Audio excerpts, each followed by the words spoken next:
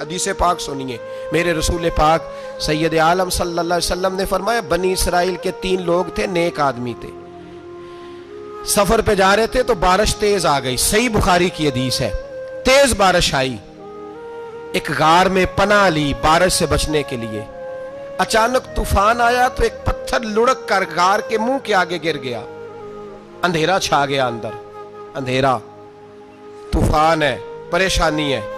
میرے حبیب پاک علیہ السلام فرماتے جب اندھیرا دم گھٹنے لگا، اندھیرا ہونے لگا، پریشان ہونے لگے، ایک بولا، کہنے لگا اگر زندگی میں کوئی نیک کام کیا ہے تو اس کو یاد کر کے دعا مانگو، اللہ کرے ہم سے کوئی نیک کام ہو جائے۔ جو ہوتے ہیں اس میں بھی ریاکاری ہوتی ہے، اس میں بھی ملاوٹ ہوتی ہے، کوئی نیک کیا ہے تو دعا مانگ لو۔ ایک نے ہاتھ اٹھائے اور دعا کیسے مانگی؟ اللہ اکبر، عرض کرنے لگا اے اللہ تو جانتا ہے میں نے بکریاں رکھی ہیں، میں دودھ دھو کے بیچتا ہوں، میرے بیٹے بھی ہیں، بیٹیاں بھی ہیں، اولاد بھی ہے، اور میرے پاس لوگ دودھ خریدنے بھی آیا کرتے تھے، پر اللہ میرے بوڑھے ماں باپ ہیں،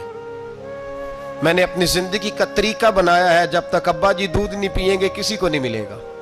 جب تک میری بوڑھی ماں کے لبوں سے دودھ نہیں لگے گا کسی کو نہیں ملے گا۔ اے اللہ وہ رات بھی تو جانتا ہوگا جب میں دیر سے آیا، دودھ دھویا تو ماں باپ سو چکے تھے، عرش کے مالک تو بھولا نہیں کرتا، تو بھولنے سے پاک ہے، میرے رب میں دودھ کا پیالہ لے کے ساری رات کھڑا رہا ماں باپ کے سرانے، نہ میں نے دودھ بیچا نہ میں نے بچوں کو دیا، آدھی رات کے بعد ان کی آنکھ کھلی، انہوں نے دودھ پیا، اے اللہ میری اماں بھی مجھ سے بڑی راضی ہوئی، میرا باپ بھی بڑا راضی ہوا، مالک اگر وہ عمل واقعی تجھے قبول ہے تو اس مصیبت سے نجات دے دے۔ میرے نبی پاک علیہ السلام فرماتے اس نے یہ وسیلہ دے کے دعا مانگی تو اللہ نے پتھر سرکا دیا، پہلے روشنی نہیں آ رہی تھی اب روشنی آنی شروع ہو گئی۔ پتہ چلا جو زندگی میں روشنی چاہتا ہے وہ ماں باپ کی نوکری کرے، جو زندگی میں روشنی چاہتا ہے وہ ماں باپ کی بلے شاہ تو آسمانی اڈدیاں پھڑنا ہے، اور جڑا گھر بیٹھا انہوں پھڑیا ہی نہیں، ان کی نوکری کرو روشنی ملے گی۔ دوسرا بولا، اس نے کہا اے اللہ تجھے پتہ ہے میں نے کئی لوگ مزدوری پہ رکھے ہوئے ہیں، ایک شخص مزدوری کرتا تھا تو کچھ کلو کچھ سیر چاول اس کی مزدوری بنے، مثال دے کے سمجھاتا ہوں، 10,000 کے چاول اس کی مزدوری بن گئے، میں نے اس کو کہا مزدوری لے لے تو وہ ناراض ہو کے چلا گیا ناراض ہو کے، لیکن اے اللہ میں نے اس کا مال کھایا نہیں، میں نے مزدور کا حق رکھا نہیں، اے اللہ میں نے 10,000 علیحدہ کر دیا، وہ چاولوں کی قیمت میں نے علیحدہ کر دی، جب میں کاروبار کرتا تو میں نے اس کا پیسہ انویسٹ کر لیا، پھر اس پیسے سے میں کماتا رہا، ایک وقت آیا کہ زمانے بیت گئے، وہ 10,000 10 لاکھ یا جو سمجھ لیں 10 کروڑ ہو گیا، کئی گائیں کئی اونٹ کئی پلاٹ آ گئے، اے اللہ کئی زمانے کے بعد وہ مزدور لوٹا اور کہنے لگا صاحب میں غریب ہو گیا ہوں، تنگ دستی آ گئی ہے، بوڑھا ہو گیا ہوں، وہ میرے پیسے تو دے دیں۔ تم اے اللہ میں بے ایمان نہیں ہوا، ایک رتی برابر بھی میرے دل میں میل نہیں آئی، میں نے کہا یہ اتنی درجن گائیں تیری، یہ اونٹ تیرے، یہ پلاٹ تیرے، وہ کہنے لگا تو مجھ سے مذاق کرتا ہے، میرے تو تھوڑے سے چاول تھے، یوں سمجھ لے 10,000 کے اور اتنا کچھ، میں نے کہا وہ تیرے پیسے تو ناراض ہو کے چلا گیا، میں نے ڈھونڈا تو ملا نہیں، وہ تیرے پیسے میں نے انویسٹ کیے تو آج یہ سارا سرمایہ اسی کا ہے۔ اے اللہ وہ بوڑھا مزدور جب اتنی گائیں ملی، اتنے اونٹ ملے، اتنے اسے پلاٹ ملے تو وہ روتا دعائیں دیتا گیا، اے اللہ اگر تجھے میرا وہ عمل قابل قبول ہے تو اس مصیبت سے نجات عطا فرما۔ میرے نبی پاک سید عالم صلی اللہ علیہ وسلم فرماتے پتھر تھوڑا اور ہٹ گیا، اب تیسرا بولا عمل کا وسیلہ دے کے، او بھائی کوئی عمل بچا کے رکھ، کچھ کر لے، کچھ زندگی میں اکٹھا کر لے، کوئی تو ایسا عمل ہو جب قیامت آئے تو تو مصیبت سے بچ سکے، تو قبر میں مصیبت سے بچ سکے، تو دنیا میں مصیبت سے بچ سکے۔ میرے رسول پاک سید عالم صلی اللہ علیہ وسلم فرماتے تیسرا بولا، کہنے لگا اے اللہ تو جانتا ہے میں جوان، میں رانا، میں حسین، مجھے عورتیں دعوت دیتی تھی، اپنی طرف مائل کرتی تھیں، لیکن میں کسی پر نہ دیکھتا، بس ایک چچا کی بیٹی پہ میں عاشق ہو گیا، اس کے میں قریب جانے لگا، بلانے لگا،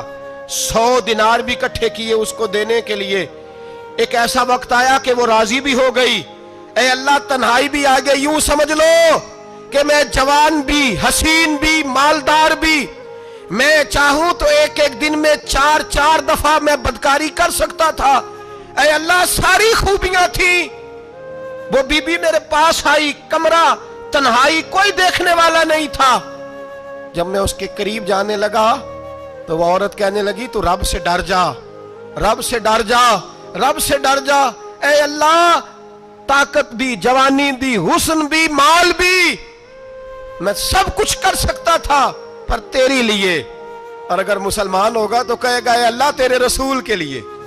اے اللہ مدینے والے چاند کی بات مان کے، اے اللہ آمینہ کے معصوم کی بات مان کے، اے اللہ جناب فاطمہ الزہرا کے ابا کی بات مان کے میں نے اپنے نفس کی خواہش کو کچلا، اور کچل کر کے میں نے وہ گناہ نہیں کیا، اس کو آزاد کر دیا۔ اگر وہ عمل تیری بارگاہ میں قبول ہے تو نجات دے دے۔ میرے نبی پاک فرماتے ہیں بس دعا ختم ہوئی تو اللہ نے پہاڑ دور پھینک دیا، اللہ نے نجات دے دی۔ اللہ کرے میری ملت کے جوان کو بھی یہ نیکی نصیب ہو جائے، اللہ کرے ماں باپ کی خدمت کرنے والے بن جائے، اللہ کرے ہم مزدوروں کا حق دینے والے بن جائے، اللہ کرے ہم بے ایمانی دھوکے بازی کو چھوڑ دیں۔ اگر کوئی ایسا عمل ہوگا تو اللہ دنیا میں بھی نجات دے گا مشکلوں سے، قبر میں بھی اللہ نجات عطا فرمائے گا، قیامت میں بھی اللہ۔ عمل کا وسیلہ دینا رب کی بارگاہ میں جائز ہے، بولیے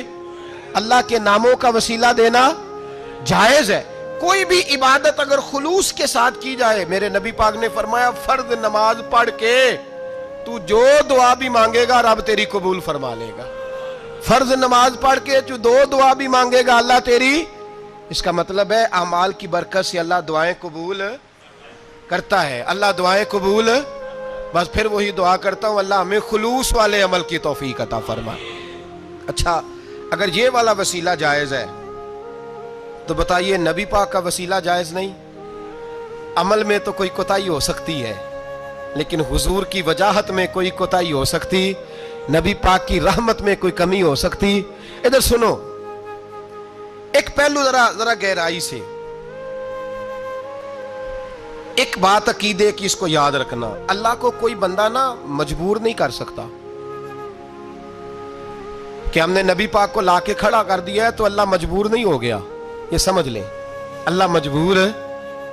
ایک مجبور ہوتا ہے ایک پیار ہوتا ہے، ان دونوں چیزوں میں اللہ کو اپنے رسول سے پیار ہے۔ نبی پاک فرماتے ہیں میں دعا کرنے گیا اے اللہ میری امت پہ قحط نہ آئے، اللہ نے فرمایا حبیب نہیں آئے گا۔ اے اللہ میری امت کے چہرے نہ بدلیں، گناہ کریں تو مسخ نہ ہو، حبیب نہیں بدلیں گے۔ حضور فرماتے ہیں میں نے ہاتھ اٹھایا کہ اللہ یہ آپس میں لڑے نہ،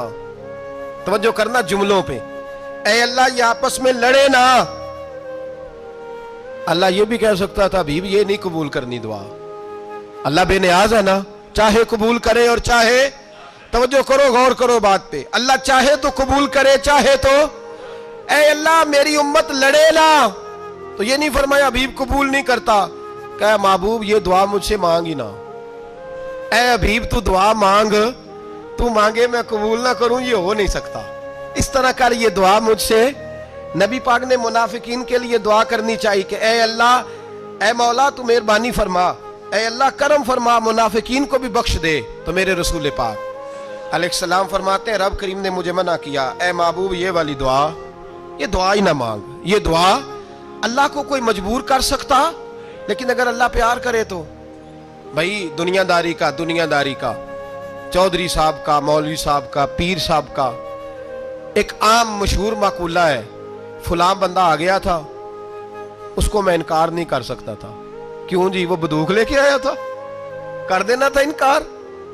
فلاں آدمی آ گیا تھا پھر میں اس کو انکار، اور فلاں بندے کو ساتھ لے آیا تھا اس کو انکار ہو سکتا، کیوں جی؟ دو باتیں ہوتی ہیں، یا پیار بڑا ہے یا عزت بڑی ہے،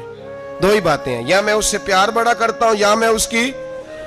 اللہ اپنے نبی سے پیار بھی بڑا کرتا ہے اور اپنے نبی کی عزت بھی بڑی فرماتا ہے، بس یہ سمجھ لے بات۔ وسیلے کا معنی یہ ہے کہ اللہ اپنے نبی سے پیار کرتا ہے، اپنے محبوب کو اللہ بڑی عزت عطا فرماتا ہے۔ نبی پاک سید عالم صلی اللہ علیہ وسلم کے وسیلے کا یہ حال تھا کہ صحابہ ہر کام کے لیے دروازہ رسول پہ پہنچ جاتے تھے، پیاس لگی تو حضور کے پاس، بھوک لگی تو نبی پاک کے پاس، حضرت ابو ہریرہ کو حافظہ چاہیے تو نبی پاک کے پاس، کسی کو اولاد کی ضرورت ہے تو وہ رسول پاک کے پاس، کسی کو طاقت کی ضرورت ہے تو وہ بھی نبی پاک کے پاس. ہر آدمی جاتا تھا، انہیں پتا تھا دیتا خدا ہی ہے پر وسیلہ مصطفیٰ دیتا ہے صلی اللہ علیہ. اور حضور نے فرمایا انما انا قاسم، بخاری مسلم ہے، فرمایا میں تو بانٹنے والا ہوں، میں قاسم ہوں، میں قاسم ہوں. واللہ یؤتی، ہاں عطا کرنے والا اللہ ہے.